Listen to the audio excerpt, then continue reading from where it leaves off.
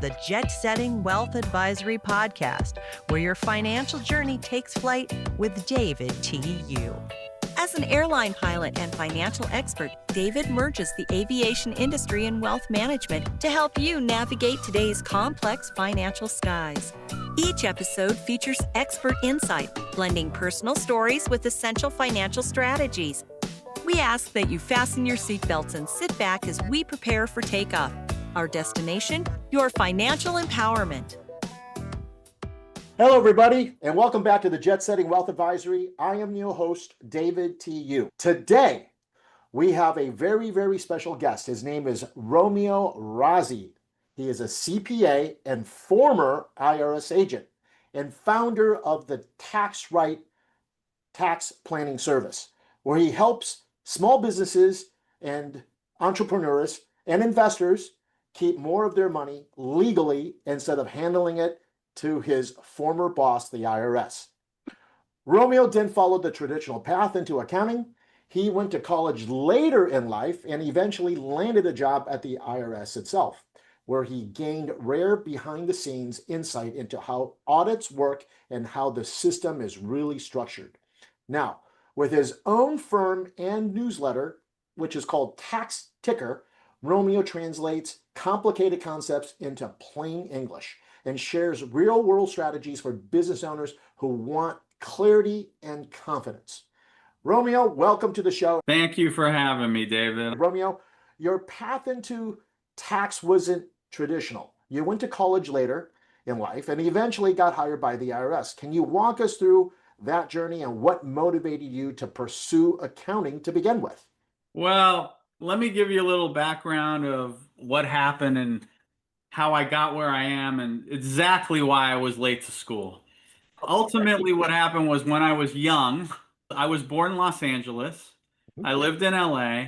And right when I was around 14 or 15, my parents came to me and tapped me on the shoulder and said, "Hey, we got to move. We're losing the house." And it was really foreign because, you know, when you're 14, you don't understand money. You don't understand anything. Absolutely.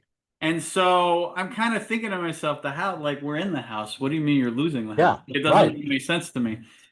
So we ended up moving from the house into an apartment for a couple of years. And after that, we moved to Las Vegas. Okay. And I started college right away, but then I dropped out. For about 4 or 5 years, I dropped out. And I didn't realize this until later in life, but this whole thing that was going on with my parents, it really affected me a lot.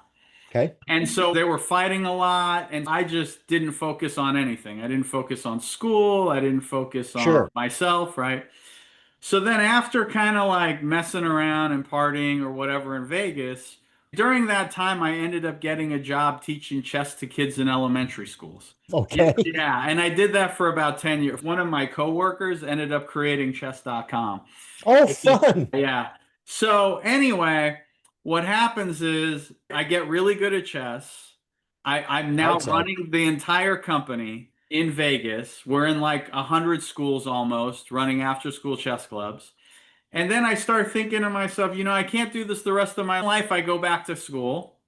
I get degrees in computer science and math. I dual major. After that, I realized there was it wasn't that far off from the 2000 dot-com bust. There were still a lot of companies that were and I know this is hard to believe now, but at the time, it was very difficult to get a job being a programmer. Doesn't sound like that would be true today. So I had a few family members that were CPAs, and at the time, the cost of college was still cheap. And so I decided to go and get my master's. And instead of going to law school or getting an MBA, I just went and got a CPA because I had family members that were CPAs. So they influenced you into... Yeah, there's a lot of people in my family that turned out to be accountants. And so that was the influence. And my uncle that I love dearly, he was the one that really pushed me to do it. And so once I finish my master's and I start sitting for my CPA exam, the 2008 collapse happens. Nobody's hiring anywhere because of the GFC, the Great Financial Collapse. But Obama floods the government with money. I go to a job fair. There's an IRS agent there. He says, well, you should apply. It takes like a year for them to approve you anyway. So I just Oh, put my okay. name in the hat. Hmm. And then I get a call, and they're like, we're looking for people that are knowledgeable in tech because we Hmm. want the IRS agents to be more tech savvy. Sure. So they hired me. Wow. So you've got the background, not only the accounting side, but you also have the technology side. Yeah, I have the background in tech. Now, I haven't written code in like 15 years, but I have a lot of clients that are in startups in tech. Got Because it. once they find out that you have the accounting background and you have the CS background, they really want someone they know that understands their industry. Because a lot of Talk their language. talk their language, understand their language. Sure. So then I worked at the IRS for 3 years being an auditor. And then now the number of audits are going through the roof, right? Because Mhm. Obama flooded the market with auditors, right?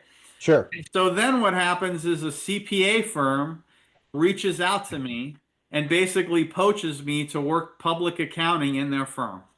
Gotcha. So Hmm. then now I'm working at their firm doing tax work for small business tax returns, like mostly small businesses, right? Hmm. And I'm doing that and I'm helping the firm with IRS remediation.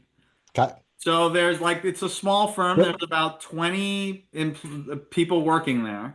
So Can you can you define the term remediation? What does it, that mean? it basically means if you get an IRS audit, a letter, any issue, any challenge, anything from the IRS, the partner or employee will walk into my office unannounced, drop the IRS paperwork on my desk, and be like, hey, Romeo, handle this. We're going to put you on the power of attorney. We want you to handle everything IRS related for the firm. Okay. And so I did that for about 4 years. I worked at that firm, and then I just got burnt out working for the firm Mhm. because it was like public accounting hours. Got it. And so then Long. I left. So then I just opened my own practice called TaxedRight, and I decided to keep it small, and I've been doing that for about 10 years. And Fantastic. and I'm still really, really close and good friends to my old partners. We still meet and have lunch and still discuss and still, refer to each other. And I have a lot of colleagues that are in the CPA IRS space. There's nothing more perfectly blended than that. CPA colleagues as well as IRS colleagues. So most people don't get an inside look at the IRS, let alone work there. What was your role like in the IRS, and how did that help shape your views regarding IRC tax codes? Well, I'll tell you what, I went from running this company that was like in 100 schools, and I had 40 employees I was managing, teaching chess to kids in elementary school, to like now being a cog in the IRS wheel, right? Completely different, right? Yes. And the first thing is I couldn't believe the level of government bureaucracy. It Ah, really shocked me to the point where it was probably my third week working there. And I had something called an on-the-job trainer, which is an OJT, which if you've ever worked for any government organization or the military, you know they love acronyms. sure. And so I'm sitting there at my keyboard and I'm like, she's over my head watching me, and I'm just frozen because in my head, I am thinking about how this government bureaucracy is so insane. Like, I Okay. really can't believe it. And she's like, Romeo, why aren't you typing? And I'm just like stuck because I'm thinking, like, how could it be this bad? Mhm. Right. So, Sure. anyway, my role was basically I would get case files from my manager and my trainer. I'd look Mhm. over the case files and I'd assess after they did one review of assessment of whether or not I should full blown go on an audit for this individual. And most of these audits were for small business owners. Mm. I wasn't really, unless you were a solopreneur that had like a Schedule C self-employed business, Mhm. most of the time I was auditing like S corporations, C Mm. corporation, partnerships that Mhm. had like S corporations structured under them. Those are the audits I would do. And so Okay. basically, I would get the file, I'd reach out to the taxpayer, I'd send them a letter and a phone call, and I'd say like, hey, just to let you know Mhm. that you've been selected for audit. I know you may think that this is a scam because there's a lot of scammers.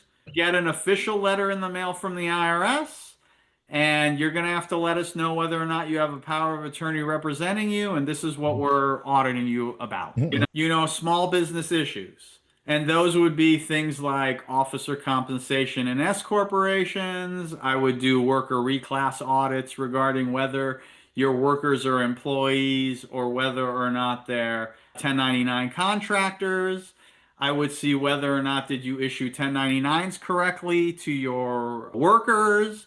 I would look at like the income statement and balance sheet to see like are there any adjustments, any expenses that were personal that you're trying to say were business expenses when they weren't. And so I do that, and my cases would go anywhere from like maybe a 40-hour case to like a case would take like up to like 18 months, Mhm. depending on the dynamic of what's going on with the taxpayer. Do they have a representative? Are they being difficult? Are they dodging me? Are we having trouble Mhm. with them, right? And then at the end of the case, I would either get an agreed agreement or they would appeal it. Okay. And then I would go on to the next case. And that would be pretty much my work at the IRS. And basically, I learned a lot about how the IRS system worked, like the computer system.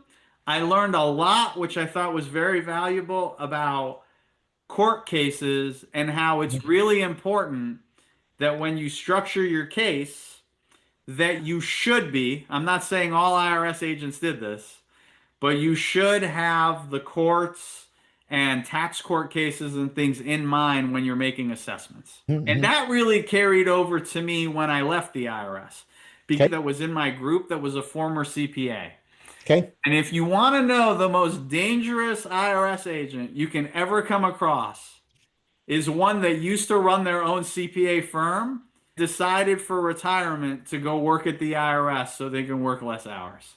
Okay. Because they know everything in the tax law like the back of their hand. Got it. So I happen to have someone like that who was in my group that trained Mm. me because they Got it. realized Great. I was pretty sharp Mhm. and they knew that I really thought kind of like a business owner would think. And I would think about, all right, the court cases and how do we set this up for counsel? And so when I left the IRS and I started working for the small firm and then on my own, I would take all that knowledge and use it when I was doing IRS remediation and IRS defense Okay. because I knew the legal points in your rebuttals were very important, very valuable. Because Okay. if you knew how to write and structure that very well, then you would have a better case when things would potentially go to the manager or go to appeals. Okay.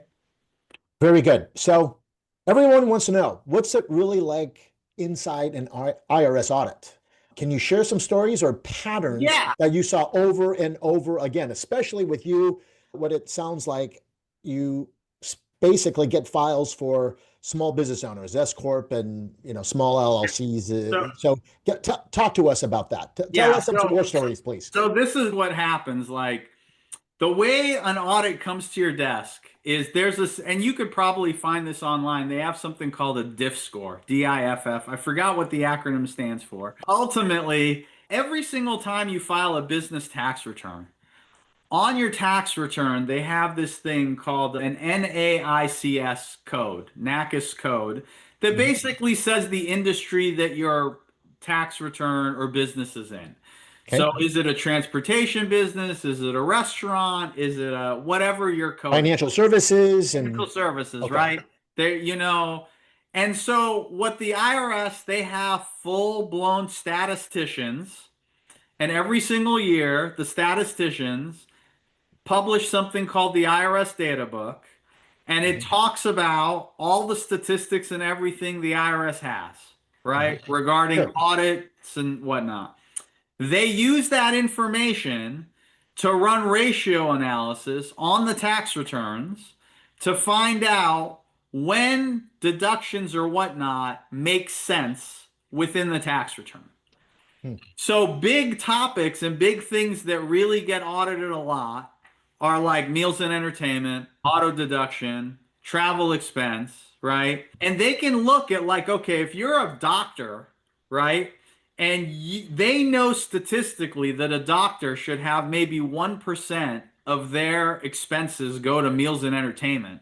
Hmm. And all of a sudden they see that the meals are like 20% of the practice I see. because it just doesn't make sense. I see. And sometimes Okay. it'll be a full-blown audit, and sometimes it'll be like what's called a correspondence audit, which Mhm. is just an audit by letter. And so when I was doing full-blown audits, I was not handling correspondence audits. People love you. Yeah, yeah, yeah. You know, and so I would look at one of the big topics I looked at was officer compensation. Mhm. So I would look at, and for your listeners that may not know that don't have an S corporation yet, one of the things that the reasons people set up S corporations is because they want to circumvent the self-employment tax. Because when you have just a sole proprietorship on a Schedule C, every dollar of net income you make is subject to two types of tax. Sure. It's subject to income tax, which we all know you pay your taxes. And then there's a second tax, which is self-employment tax. So it's your Sure. Social Security and Medicare. You pay a Sure. little over 15% for it. Right. And so if you have an S corporation, S corporations only pay income tax. There's no self-employment tax. So people don't want to pay that 15%. But the government says, wait a minute, we know exactly what you're doing. So we want to make sure you take some self-employment tax. So Mhm. we want you to take a W-2. Sure. So what people do is they're aggressive and they will go and say, okay, I own this law firm. Not really, but what they'll do is they'll say, okay, my salary is $10,000, Sure. you know? And Right. that's what triggers an audit. Got Because it. the diff score, the IRS diff score goes and looks and says, okay, the average lawyer should get a $200,000 salary. Mhm. Why does this law firm have $50,000 salary for the owner? Got it. And there's a Sure. line specifically on the tax return that says owner's salary because Sure. they know it's such a hot topic. Yes. Yes. So, Absolutely. so I would audit them and I would go look at their books and I would try to assess, are there any personal expenses in the S corporation that they're saying, hey, this is rent or this is like whatever it was that isn't a legitimate expense. Mhm. And I would convert that into a salary for the officer. I'm like, I see. like I once found somebody who they paid their kids' college Mhm. through the S corp and run it as a deduction. Sure. I'm like, wait a minute, no, that's a distribution, and we're going to recharacterize it to payroll taxes, wages, right? Aha. And so those are the kind of things. The machine would be like kind of slow and clunky. Yeah. And like they move, you know, in tech, they say move fast and break things. Sure. That the IRS goes really slow. Opposite. Yeah. And so what that actually does is it's like people are inherently terrified of the IRS. There's fear. And so the longer this audit goes on, it's kind of like the taxpayer gets weared down. And so they wanted to finish quickly. And then after a year or two, they're like, you know what? I don't want to fight. I want to put this behind me. Hands up. I'm just going to agree to the assessment. And so that's like one of the things that would happen with these audits is you'd wear people down just by time. And it was because just the nature of government is so slow, Understand. right? So let's continue on. Were there any surprises while working there? Things that general public perhaps misunderstand or doesn't know about how the IRS operates? Can you give us a little insight into that? Well, this is one of the things you have to understand about the IRS is first of all, it's a bureaucratic system. It's Absolutely. huge. Your stuff might Sure. get lost in the shuffle, right? The other thing is that you shouldn't be like, okay, I understand the initial fear of getting an IRS audit. Totally understandable. But one of the things the general public should know is that you have rights as a taxpayer when you get audited by the IRS. Sure. And don't think that it's kind of like if you're timid and afraid, don't think anything an IRS agent comes and tells you can't push back on. Okay. Excellent. And what happens is that there's a certain code of conduct those IRS agents need to have. And the thing is, if they're misbehaving or they're a cowboy a little bit because cowboy, cowgirl, right? That you have rights against them behaving in that manner. Is that I remember I once had, because when I was defending people on the outside, I had a client who just fell behind on paying their taxes. Mhm. It was sent to collections. And there's like two arms to the IRS. There's the audit arm, which is what I was doing, and then there's the collections arm. They're completely separated. Collections are like once I make the assessment, it goes off. Some collector is going to deal with the collection. Okay. When you're in collections, don't be afraid. You can get on a payment plan. Now you can just do it online. Lots of people actually have IRS issues. It's not something you should be completely ashamed of. They just go online, get on a payment plan, not a problem. Okay. But what happens is that these collections officers, some of them will go out and they get a lot of like people will sick their dogs on them. They'll put like signs on their door about guns and the IRS, right? So they kind of have way more thicker skin than revenue agents. Understand. So this one time I had this IRS collection officer and she was coming after my client really hard. And I was telling her that, listen, like this behavior and the way you're behaving is inappropriate. And she's just like, listen, this is just business. And I'm thinking, like, you know nothing about business. You work for it, you're an employee, right? You're an employee of a government. You know, and her attitude was very entitled and very harsh. So then my secretary comes into my office and is like, hey, the agent just dropped this off. And I was thinking, okay, now I got this girl. So I pick up the phone and I call her manager and I go, listen, you know that your employee is stealing money from the American taxpayer? And the manager's like, she's thinking, what? I go, I told her to fax this to me. She got in her car. She drove 40 minutes over to me, 40 minutes back. She put in her log that she spent 2 hours on this case when she shouldn't have been stealing 2 hours from the government, from the Fantastic. American, right. I said, and I can contact TIGDA, which is the Treasury Inspector General, that they're the internal affairs. And I'll have TIGDA look into her behavior because I get the feeling I'm not the only person that and then I started talking about her attitude and how intense she was. And the manager's like, listen, we need this money because he owed like 150,000. I said, there's a condo listed for sale. I said, you have a lien against the condo. The title company knows when the condo sells, the proceeds go to you. We're not going to run it at a fire sale. We're just going to wait. It'll take 60 days to sell on the market. When it sells, you'll get your money. But for now, I need your agent, your collection officers to stand down. And so after that conversation with the manager, that agent was like completely chilled out. I knew the internal system. I knew what she was doing. I know she was wasting time. I know that I could get internal affairs, you know, to completely investigate. And if an IRS agent has internal affairs, like investigate them, that's like they're being audited. Yeah, their life is turned upside down for like 2 or 3 years. That's not something you just throw out there because it's like they're not going to listen. But you understand, like you have to know what they're doing wrong. Got it. You know, so that was like an example. You know, love it. Yeah, I could give you another example. Please do. Yes. When I was defending someone on the outside, I had a colleague of mine who, the way this guy became a colleague is that I audited somebody at the IRS and he was the power of attorney. And when I left the IRS, I ran into him at the gym and we became we're like really close friends now. He doesn't work at the IRS. He works on the outside, but he does a lot of IRS defense and he does a lot of especially international tax IRS defense. I see. Okay. And so what happened is he refers someone to me for worker reclassification.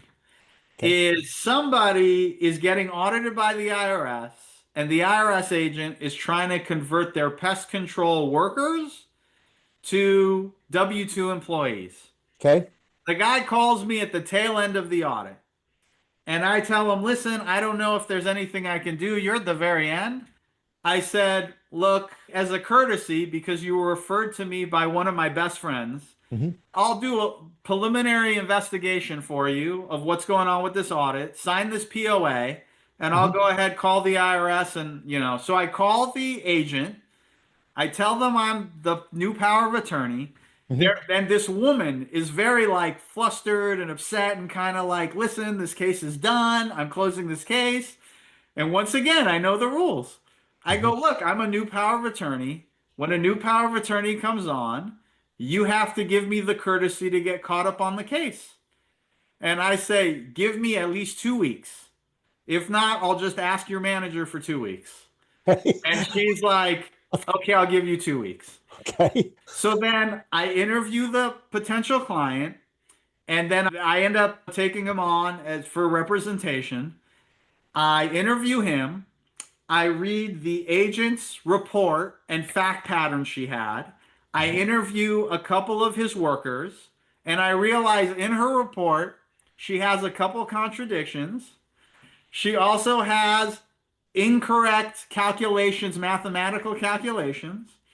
And I realized when I interviewed one of the workers, I asked some questions to him about these 1099s, and he Mhm. gave me a story, and I go, that's opposite of what she's saying. So Wow. then I found a fact pattern, and I found that he had this safe haven where they can't convert him. So I write this rebuttal that's very well documented and legal, right? The way I learned how you do the fact patterns, right? Sure. And I have my opening, her cases, my clauses, my rebuttal, my conclusion. I send it to her, I fax it to her. I call her like a week later. I set up a meeting with her. I Mhm. call her. She's all, I did. I'm not going to consider it. And I say to her, I Not say, yeah, considered. I'm not. And I go, well, legally, you have to consider it. You can't not consider it. In fact, you have to consider it and you have to write a rebuttal to my rebuttal. I'm all legally, that's exactly what you need to do. Okay. And then I point out her contradictions and I point out her mathematical errors. And she's just like, well, I'm not going to change it. I go, Wow. and I go, okay. I mean, clearly you're not going to address it. So I'm just going to address it with your manager. So Okay. then I get and now it's like another appointment. It's a month out, right? You see how this is going. It's like Yes. 2 weeks, a month A for month. her and then Mhm. another month, right? And I talk to the manager and I go, "Hey, did you read my rebuttal?" He said I did. And then he starts making some points. And then I start making some points. He makes points and then I make other points. And then he's starting to realize as I start giving out all the conclusions and her mistakes, I could tell under his breath. Under his breath, there's like a four-letter word that's popping up in his head. He's like, he could tell he's lost. He can tell him and his agent are lost. And then he says, and then all of a sudden it was like no longer. And he knows at this point I'm a former revenue agent because I tell the Okay. IRS agents right away. Yes. I tell them that so they know I know your system. I know the rules.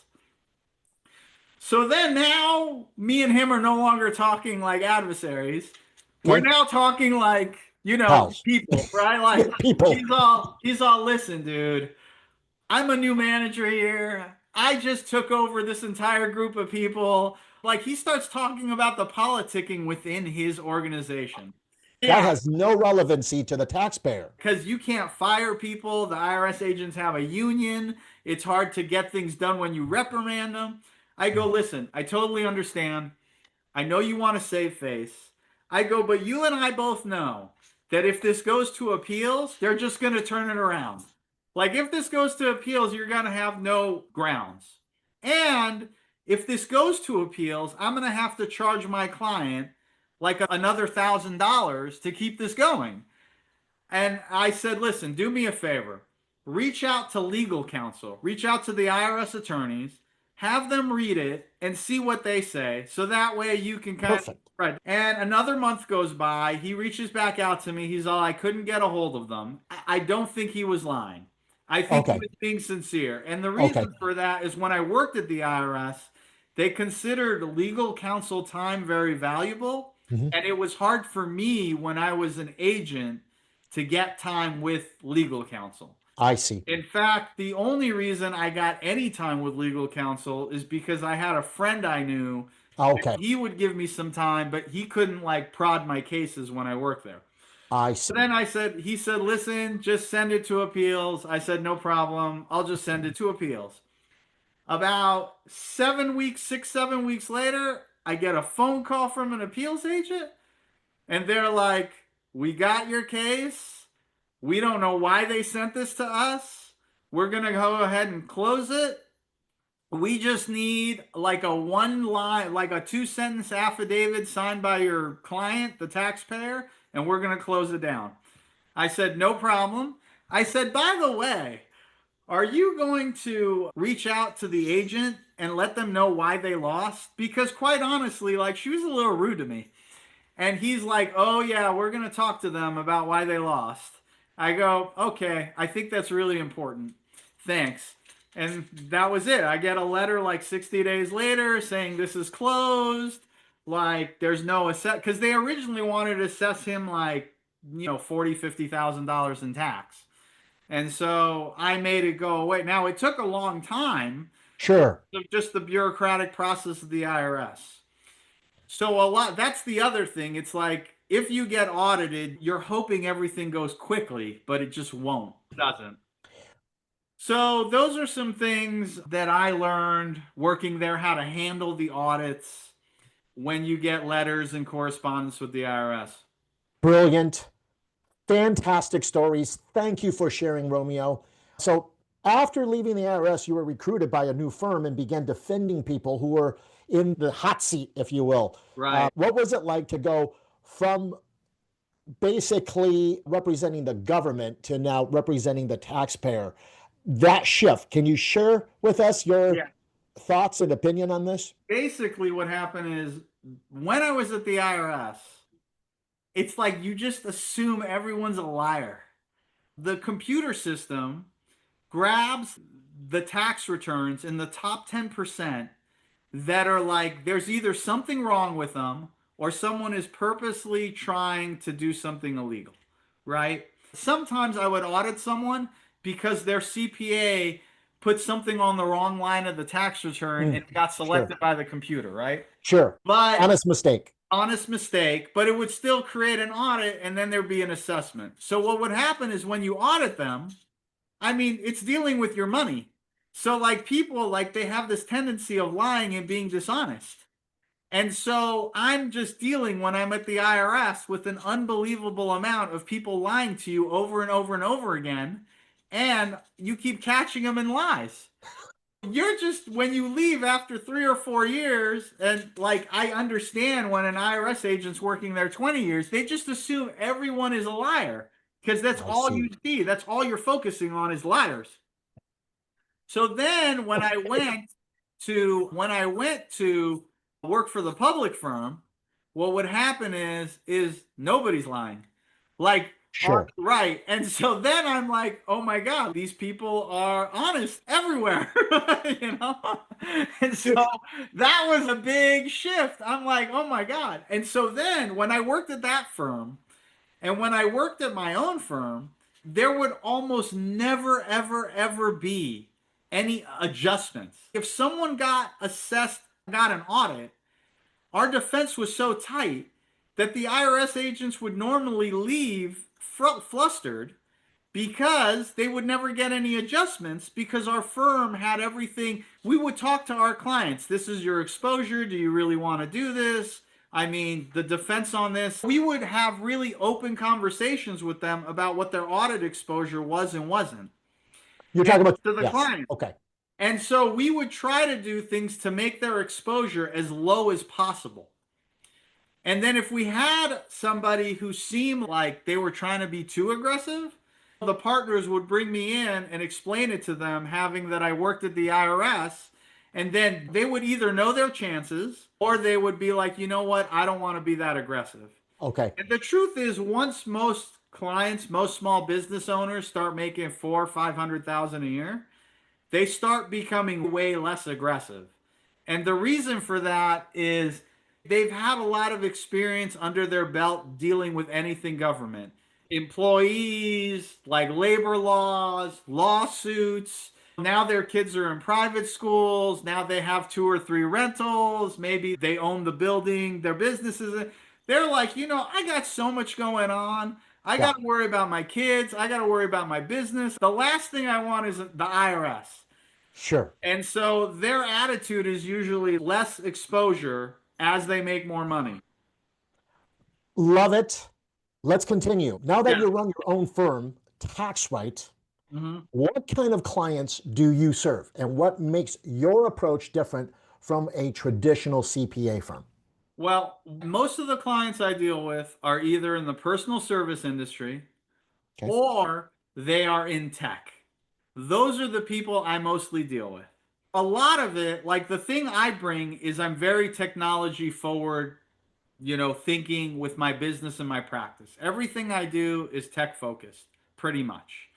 So my clients, usually most of them, are very tech forward, even if they're in the personal service industry. When you say personal service, can you define that a little bit more? Services, I'll work with doctors, Oh, lawyers, gotcha. usually e-commerce services, Gotcha. right? Okay, thank you. And then in the tech industry, I'll deal with a lot of startups that are getting their funding, their Series A. A lot of times, what happens is I will walk them through to their Series A, and then they will go and move their, because once you get like, I have a client right now, they raised in Las Vegas $100 million, Mhm. and I'm preparing their tax return.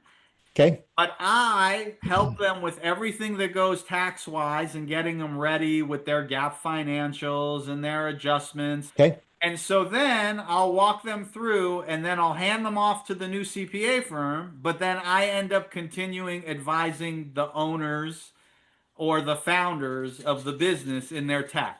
Because the truth is, the investors want them to go to a more bigger traditional firm, Hmm. but those traditional firms bill by the hour, and I Sure. typically don't bill by the hour. I do value Oh, billing, right? okay. And so what happens is the owners or the startup founders will usually reach out to me because they don't want to pay $650 an hour in 3-minute increments. You Sure. know? So that's usually like, and because they gave me this work for many years, and I'm still doing their 1040s because now they're like high income, professionals. Gotcha. You know? I know you own a boutique firm, TaxRight, Mhm. and you're selective with the clientele that you serve. You said that your mission is to help people feel less helpless when dealing with the IRS. What's one way a business owner can regain a sense of control? Well, the truth of the matter is, it's something I said earlier, is knowing that you have rights and that it's the thing is look, now I've dealt with the IRS, now working there, then working at a firm, running my own firm. Like 15 years I've been doing this. So one of the things that I try to instill in people is that when you get an IRS letter, don't get freaked out. A lot of people get, and that is where I try to help a lot of my clients Psychologically, there. Yeah. psychologically, because I try to get them going from, hey, I'm completely freaked out to, hey, Romeo, here's another letter, you know, because it's easy if you've never dealt with them that you're totally scared. Oh my God, why are they looking at me? What did I do wrong? You know, Sure. but the truth is, it's a bureaucratic machine. Sometimes the computer system will just fork out letters. Mhm. And now, like, because I'm power of attorney on like maybe 60 or 70 of, percent of my clients, I will go and just every week when I open my mail, I'll get like 10 or so IRS letters, and 90% of them are nothing. Okay. They're just like, hey, there was a mistake, or hey, your refund is this, or hey, like, I'll look into it, or hey, there's another 30 days, don't worry about it. Sometimes I'll say, ignore this letter for 30 days, the system will fix it on its own. So, depending on what the letter says, and so what I try to do is make my clients become less afraid when they start getting these letters and correspondence. Fantastic. So you prepared hundreds of returns each year. What are some of the most common mistakes that you see in small business owners? What in terms of mistakes that they make? What's give us a The biggest errors I see is that they get way too aggressive. They get okay. way too aggressive on the most notable items. That's the stuff that gets people in the hot water. So what you meant, like travel and Home meals, all of that. office, their car. Like the big one, I always get people asking, they're always like, I want to deduct my car. And it's like one of the things you should know about deduction of car. The IRS hates when they see that you put your car on the tax return at 100%. That's Okay. one of the things that it's very rare that you're going to be able to prove to the IRS that you use your car 100% for business and nothing else. Because they'll ask you, when they're interviewing you, they'll ask you innocuous questions. They seem innocuous, but they're like, oh, tell me about your day. And then you say something like, well, I wake up, I take my kids to school, I blah, blah, blah. And then later on, they're like, they're looking at the return. Oh, how many cars you guys own? Oh, just the one car. Oh, okay. Da, da, da. They ask these questions and then they're like, why did you put your cars 100%? You clearly take your kids to school. There's no other car in the house, right? Mhm. So things that like, Uber. I try to Say tell my Uber. clients, I say, listen, you're like, it's very rare that you're going to be able to prove this car is 100%. Now, if it's like, if you're an entertainer on the strip and your car is completely wrapped, because I had an IRS defense for that, and we ended up able to prove that it was 100% used for business, but he's a big time entertainer. When you see this car driving down the street, you're looking like everyone's looking at this car. They're like, oh my God, like, look at this thing. It's like loud and got all these colors and swirly things, and it's a giant advertisement for his show on the street. Marketing. Sure. Right. So Gotcha. he's got two other cars. He pays people to go and drive the car up and down the strip, you know? So they understood, they were like, okay, we're going to let this one go. All And right. most of the time, they're going to want something that says, look, we know you use it personally too. Got it. Let's talk about your considerations on the latest One Big Beautiful Bill Act. The one big beautiful bill. What do you think it's an important topic for entrepreneurs to understand? What is your own personal opinion about this? So, And give us some insight to your thoughts. yeah, so there's two things about the bill. The first thing, or the bill act, is the first is it will help most taxpayers, which is true. And the criticism, which also I think is true, is it's going to print a lot of money. Like those two criticisms, like the two things that everyone talks about the bill are true. Is it's gonna, because what are the things that went on in the bill? Is it made the Trump 2017 Tax Jobs and Act that is permanent, which is Yes. great if you're a business owner. All that stuff, the qualified business interest or investment deduction, whatever, the All of QBI that. is Yeah. there. 1202, QSBS, all of that. Yes. All of that stuff is in there. Your standard deduction high is in there, right? Then a lot of other things in the bill. It's like things that Trump had promised the public that he put in the bill. Like he said, we're not going to have any tax on Social Security. Right. However, if the only income you ever had was Social Security, there's no tax on it anyway. Right. So Exactly. he couldn't do that, but he gave seniors like an extra $6,000 deduction. and then the tips thing, and then the overtime thing, right? So there are And those are temporary too. those are temporary, right? I think they expire in 2029, right? Yeah. So there's a bunch of things in the bill. Some of the things that were really great in the bill for tech and startup founders, they Yes. expanded the qualified small business stock inclusion. Yes. That was an incredible thing that I thought they were going to head the other way. Mm. But they Sure. actually headed in a direction I didn't think. They expanded it, which was They incredible. expanded it, yep, and gave instead of holding it for 5 years, you can hold it for 3 years and still take a deduction, a Yeah. bit a lesser Yeah. deduction, but Now you have those options. it's Yeah. important for people to realize it's only for new stock issued after July 4th, Yes, right? absolutely You know, correct. and then the other thing they did that was really big for anyone that's building or creating anything is they revised the R&D. So the Yes. R&D, the way it was that any kind of research and development expenses you'd have to capitalize. Yes. And that was problematic Mhm. because if your cash flow is negative, but now you've got a taxable effect because you've got to deduct this R&D over 5 years instead of writing it off. Sure. So all those things were really great. The negative is that we're going to have to see how much inflation this thing creates. Inflation and of course our national debt. It's going to Right, continue to balloon, exactly. right? Exactly. The debt, we're already encumbered by hundreds of trillions of dollars of unfunded liability. And now this is going to probably exacerbate according to a number of different independent sources regarding this. Yeah. I Yeah. get it. Fantastic. So if someone was to listen to this podcast today and they happen to have received an IRS letter with potential audit risks or just feels overwhelmed by their taxes, whether they're highly compensated W 2 earners or if they are business owners, what should be their first move? Their very first move is that they should probably hire somebody to help represent them in the Okay. audit.